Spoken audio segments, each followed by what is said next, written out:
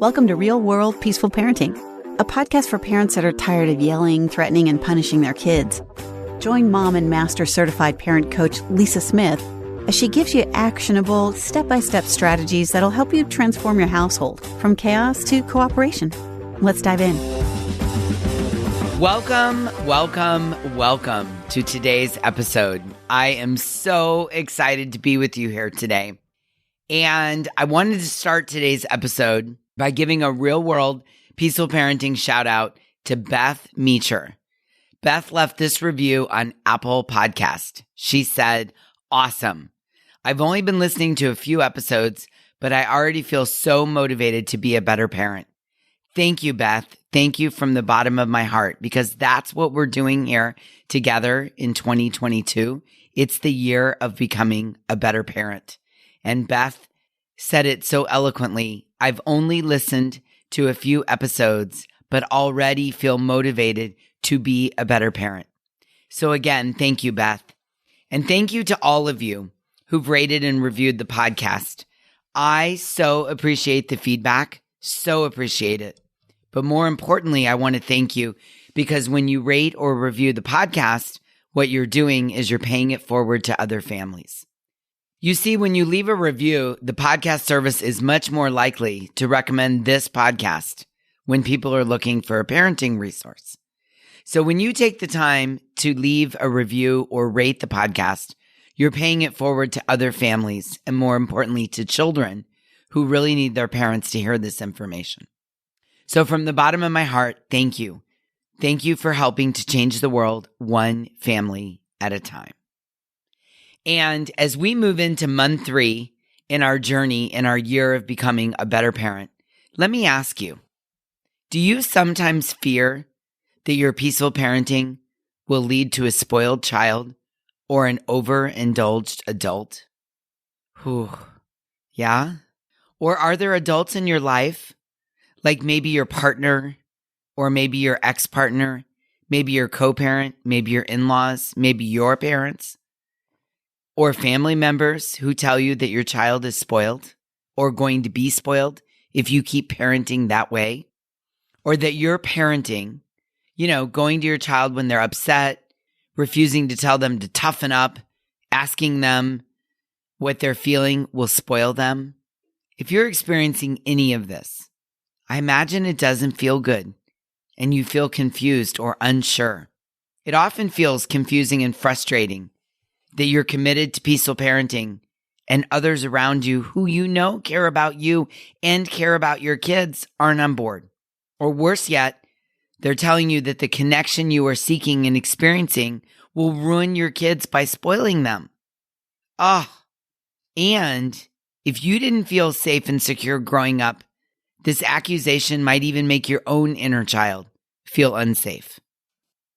Spoiling your child does not come from how much love, time, and attention you give your kids. You cannot spoil your children by giving them too much care and attention to their needs.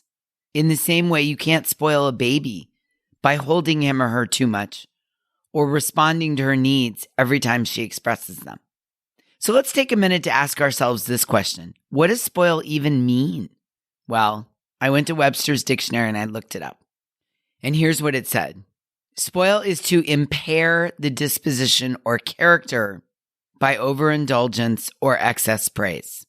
And let me say that again.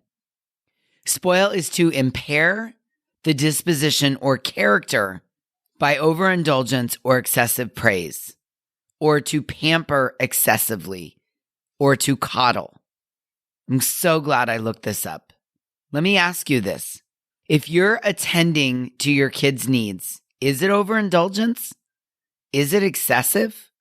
If I am a 5-year-old, a 7-year-old, a 9-year-old, a 15-year-old, a 19-year-old, and I am storming because I haven't been able to meet my core basic needs and feelings bubble up, and when the volcano fills up, I'm storming out the top as a language of help, then is it excessive?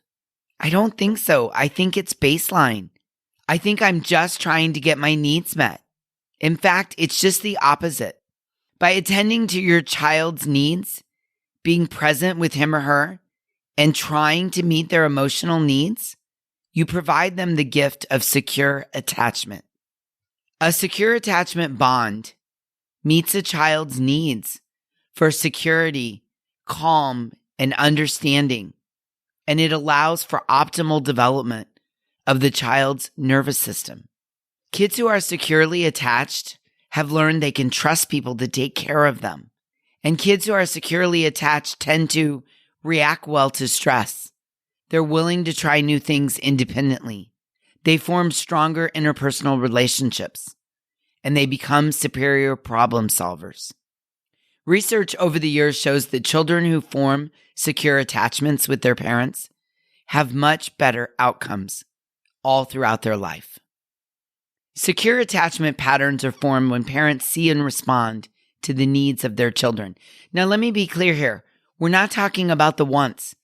We're not talking about giving your kid a cookie every time they ask for it, or a candy bar at the checkout line at Target, or unlimited gaming, or demanding they eat cake for dinner.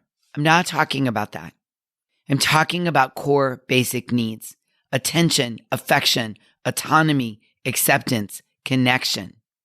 Secure attachment patterns are formed when parents see and respond to the needs of their children, such as providing comfort, reassurance, being present with them. In other words, the parents are scuba diving down to the feelings and needs rather than snorkeling at the top by always focusing on the child's behavior. Now remember, I've said this before, connection is when the other person feels, that's the critical word, the other person has to feel seen, heard, and valued by you. So when we are in connection as the parent, the child feels like his, her, or their needs matter. They matter. I care about your feelings and your needs, even if I don't like your behavior. I value the relationship more than your behavior in this minute. For example, you might want me to put my shoes on because we need to get out the door, but you can see me struggling to do it myself. And although you're frustrated because we really do need to go, you see me struggling and you understand it. And you assure me that it's okay. At some point, I'll get it. I'll be able to put the shoes on myself. When children experience this type of connection from their parents, they learn that their needs matter and therefore they matter. When children experience deep connection from their parents, they learn to trust that they can count on people to show up for them and be fully present with them. When children experience this type of connection from their parents, they are free to learn and explore and develop without fear of making a mistake. Yeah?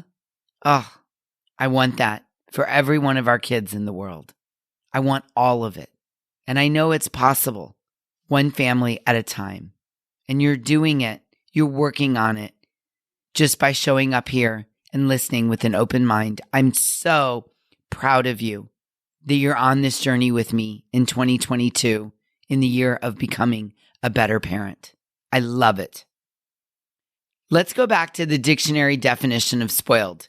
According to Webster's, to spoil is to impair the disposition or character by overindulgence or excessive praise, or to pamper excessively and coddle. Now, many of us grew up with parents who are now our kids' grandparents who believed that secure attachment would lead to a spoiled child and an overindulgent adult. They believed this. This was somewhat the thought, the trend, the parenting trend of the times. So as we're often working to scuba dive down to our kids' feelings and needs, we receive comments, feedback, criticisms from these people in our lives that tell us or intimate or criticize that we're going to spoil our kids. Please, please, please, I beg you, please let that go in one ear and out the other. This person believes that they're offering good advice, and I'm sure their advice is coming from a place of love, but their advice is misguided and not in alignment with peaceful parenting. Yeah? So love them, hear them, but let it go in one ear and out the other, because it's not overindulgence. It's not excessive praise. and it's not pampering excessively to show up and be there for your kids. Okay, so maybe right now you're saying, got it. I understand and I agree, Lisa, and I'm on board, but how do I create secure attachment and continue on? Wow, I'm so glad you asked, because the secret to forming secure attachment with your kids at any age is to scuba dive down to the feelings and needs. Commit to honoring, caring, and showing up for their feelings and needs. I mean, come on, you kind of knew I was going to say that, didn't you? I know. Everything leads back to being a scuba diver as a parent. It all comes down to scuba diving down to the feelings and needs rather than snorkeling with the behavior at the top. And if you've been snorkeling for a while, it's okay. I started there too. I grew up in a house that all anyone cared about was my behavior. All the people taking care of me were snorkeling at the top, focused on my behavior. I was either good or bad, depending on how I was behaving. So when I became a parent, I had to learn how to scuba dive down to the feelings and needs for my son. No one modeled that for me. I had no idea what it looked like. And let me be honest with you, in the beginning, it was awkward and really uncomfortable. And I was not very good at it at all. At all. In the beginning, what I said to myself is, just let me scuba dive more than I snorkeled. And every day I got a little bit better at scuba diving down, a little bit better. I went deeper and deeper and deeper down to the feelings and needs until it didn't feel so awkward and it felt less uncomfortable. And I got better and better and better at it. And in full disclosure, even now, sometimes I still snorkel at the top over the behavior. We all do. Remember, progress over perfection. There is no perfect parenting. But even when I catch myself snorkeling, I can adjust, put on the scuba gear, and scuba dive down to the feelings and needs.